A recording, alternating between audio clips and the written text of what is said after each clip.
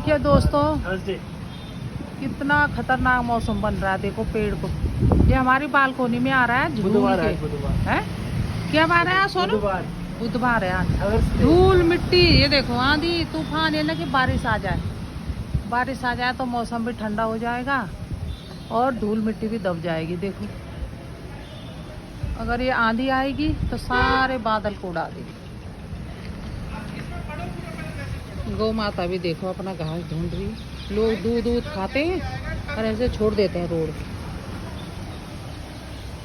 देखो दोस्त कितना बढ़िया मौसम। मैं तो गाय पालूंगा, उनका दूध भी नहीं निकालूंगा, उनको बस रखूंगा, सेवा करूंगा उनकी। दूध नहीं निकालेगा तो उनके थन पे फिर कुछ हो जाता है। उनके बच्चे पियेंगे ना दूध, है बच्चे पियेंगे दूध, बढ़िया एकदम मस्त। हाँ, अपना फार्म हाउस बनाएंगे उत्तराखंड में बढ़िया सा। अभी तो गटकोट की तरफ भी बिकेगी जमीन।